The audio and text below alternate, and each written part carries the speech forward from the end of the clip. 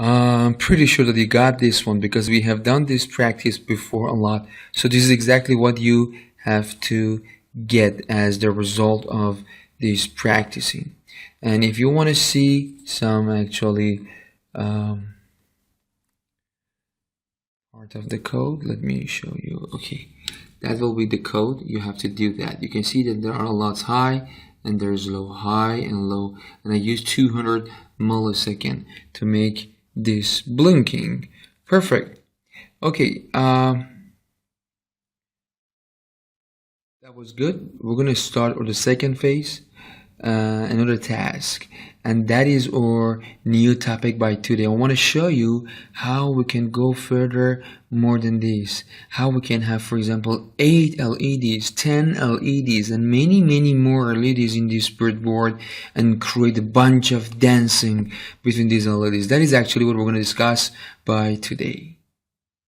Okay, after the first step, we're going to do something new actually. You know, look at this one. We have 4 LED, and these 4 LEDs, they're not close together. In the previous example, they have been enough close to share the second row as the ground. Remember, we had one green here, a red here, a blue here, another green here. But now you can see that we have one green here. This is the longer leg and shorter leg. This is exactly longer leg, shorter leg, longer, shorter, longer, shorter. First is the longer, that means needs energy. The second one is going to get back to the ground. So when we have something like this, what can I do now? Because I can connect this one, this A2 to pin 13, this A8 to pin 13, this A14 to pin 13, this A20 to pin 14. Like for example, pin 13, pin 12, pin 11, pin 10. But what should I do for the ground? Because you know that the Arduino board has only 3 grounds, and I have here 4 LEDs, and I can't share one ground to all of them because they are not close enough together. And that is exactly what I want to teach you. So let me back to breadboard. Remember that this segment and this segment, they are disconnected.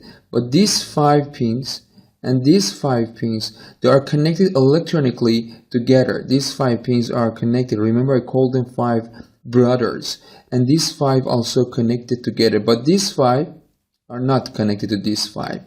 Actually, this gap make them disconnected.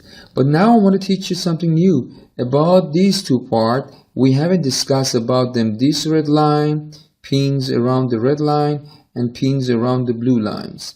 And same goes again here. Okay, the news is this. The good news is that they are all connected together vertically.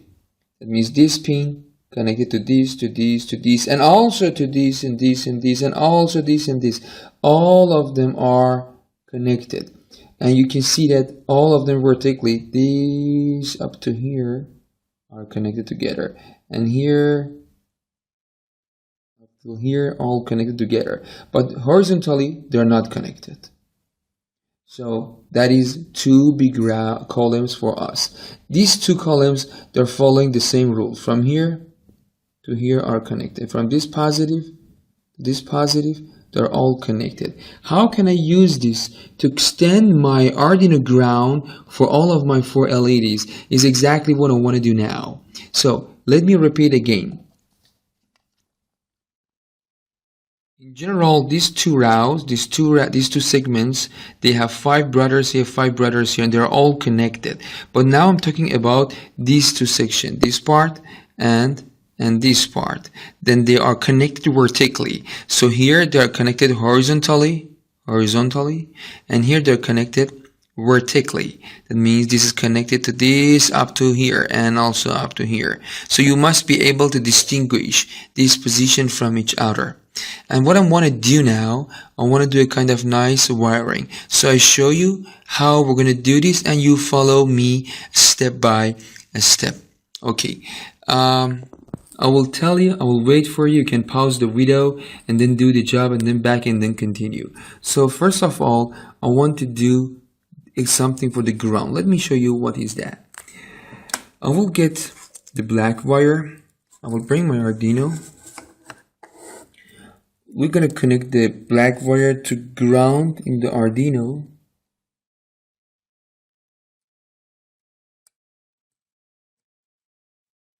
The black wire is connected to the ground Arduino, and here these times you know that the ground means negative and positive, that means getting out energy. So normally we use the negative for the ground. So I connected here, and as I told you that all of these pins are connected vertically together. That means when this is ground, this is ground, this is ground, this is ground, this is ground, ground, ground, ground, ground. So what this means, one ground extended to many grounds here. And this is really interesting, because if I want to use a ground for my green LED, I will do this one. Remember, this is the shorter leg, so I will go for second leg. Needs ground. I connect it to this rail here. So you can see that shorter leg is connected to one of the pin in the second column or blue column, and this is very important, because remember that all of these pins are connected together, and because of this wire, all of them are negative, all of them are ground. So the shorter leg of the LED will go here instead of going to Arduino ground. So that means I have a lot of ground here, and I can use it everywhere I want. So I can have multiple components in the breadboard, and then I can have ground, ground, ground. Same thing is happening in your house. That means one ground to come to everybody's house, and that ground is distributed everywhere, in your room, in your kitchen, in your air cons. Everything in your home needs a ground. Imagine we can't have multiple grounds equal by all digital stuffs you have at your home. It doesn't work. So somehow we need to distribute that ground among the rooms, bathroom, kitchen, and everywhere. So we're doing something similar like this. All of these pins vertically are connected. So we connect the first one to Arduino ground, and then that ground will be distributed all along the breadboard. So I want to do the same thing for red, blue, green. Let me do it and show it to you. You see that now my LEDs, their shorter leg. Remember, the first leg is the longer leg, the second one is the shorter leg. All of the shorter leg are connected to one of the pin in the blue column. One of the pin in the blue column, and there is only one cable to Arduino. That means one ground of the Arduino is shared between 4 LEDs. Okay, now we have to connect pin 13 to this green, pin 12 to this, pin 11, and pin 10. So let me do the wiring for that, and I will back for you again. Okay, I did it. So look at this. For example, the green LED, the longer leg, is connected to, just wait a moment. The longer leg of green LED is connected to green cable. The shorter leg is connected to the black cable. The shorter leg, which is negative, is connected to blue columns, but the green goes to pin 13 on Arduino. Same thing is happening for the red LED. You see that the LED has 2 legs. The longer leg is connected to the red block, and the shorter leg is connected to gray. And that gray will go again here to a blue column, which is ground. But the red column, the red cable, will go to pin 12. Same thing happening for blue cable and the last screen. 13, 12, 11, 10.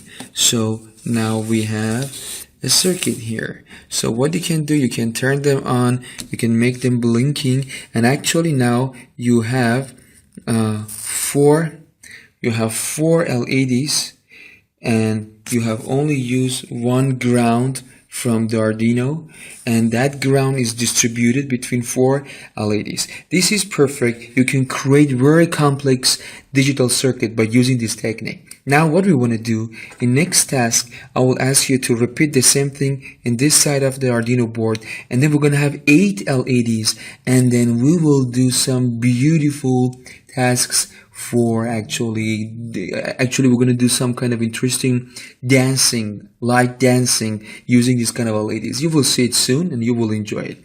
Okay, so I give you time to create this for yourself and then see how it works. Good job.